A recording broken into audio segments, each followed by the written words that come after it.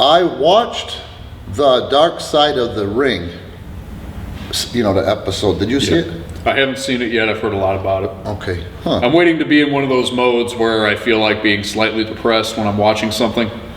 I don't think you necessarily have to be. It's the title that gets me, so. Yeah, you're right. I see what you're saying. So, The Dark Side of the Ring, that's when I first started watching because I wanted to see. It was primarily narrated as well as most of the first season, primarily narrated by Dutch Mantel, Zeb Coulter. They had some people on that show that I know. Well, I stumbled upon someone's podcast last week who podcasted only because it's a popular topic. He knows nothing about it.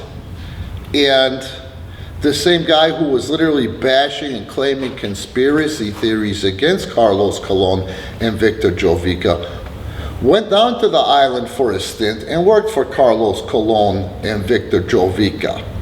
My question to that guy is, he's a Canadian, if you had such a problem with the way you tried to spin and sensationalize this, and you're such a man of honor and integrity, why in the fuck did you go and not only work for Victor Jovica and Carlos Colon after Brody's death, because you broke in after I did, and I broke in the year Brody died, I think 88. 88. Yeah. And not only that, when I went to the island and I was working for IWA, which was running against Colon and WWC, and I have no personal problems or heat with Colon or Jovica. I don't really know them on a personal level, but we have a lot of mutual friends and acquaintances, and I try not to burn bridges, as I was taught in the industry. When I was down on the island, we were trying to figure out how to reinvigorate on a low budget, on a shoestring, trying to emanate what we do here, work on a shoestring budget down there to get restarted after Victor Quinones, the owner of IWA's death. So there was a short list of people that may come in for a reasonable rate. There was a short list of momos that would come in for nothing or next to nothing, and then there was a list of gimmicks that we could redo. And one of those gimmicks was the Texas Hangman, who was incepted by my friend Frank Veazey, Bull Payne, and Mike Moran. They were outstanding. They were, wow, unbelievable. But anyway, so you see what we were trying to do, you know, with what we had, trying to work with what we had. Victor is gone now.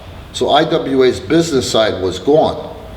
The influx of money, the restart of capital was gone. There was nothing to work with.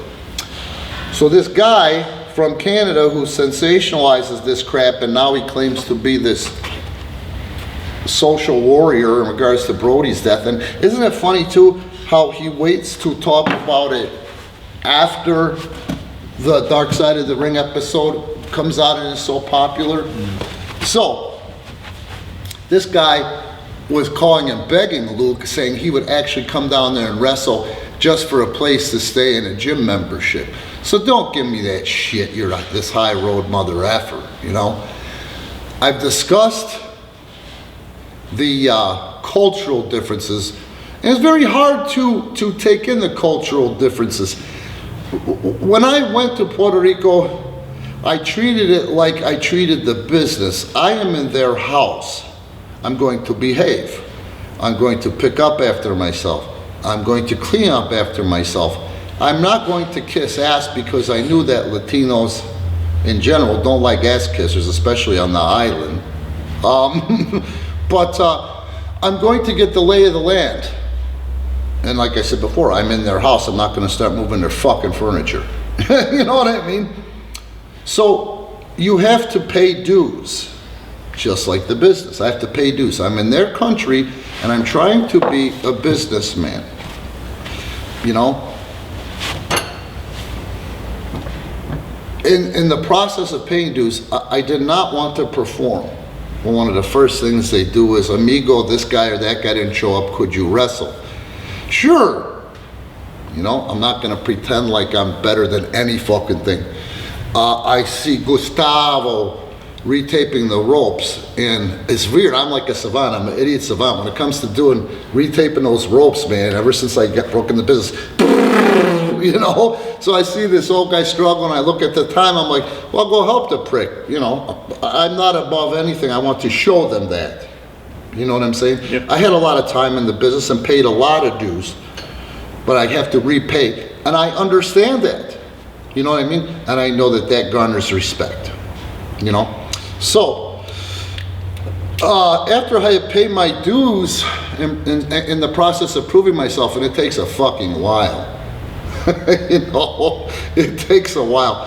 I went from the small corner cubicle out in the middle of nowhere by the front door, where everybody that walks in or out basically brushes up against my butt or the chair, and I gotta move, and I'm like, okay, it's all right. I felt like I was sitting at a kid's desk in grade school. But that's okay, I'm down here for a reason, and ego isn't that important to me. The money was, you know what I mean?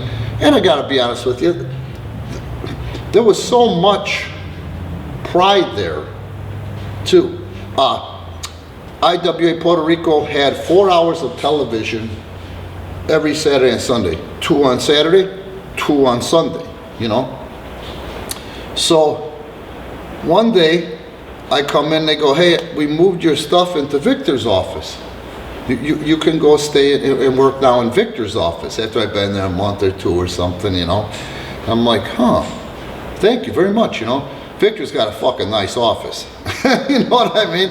I mean, he was flamboyant to say the least, so he spent some fucking money on that furniture and, you know, the other stuff. This office was perfect movie set for a swinging dick's office. You know what I mean? So I'm in there that morning, and then I go to lunch, and I come back, and there's a guy in the office who looks familiar, but I can't place him. And I think it was Savio, maybe Ben Miguelito Perez comes in and go, this is Jose. This is Invader 1. He just came to work for us. He just jumped ship from World Wrestling Council. You're going to be sharing an office with him. And I go, motherfucker, that's the guy that stabbed Brody.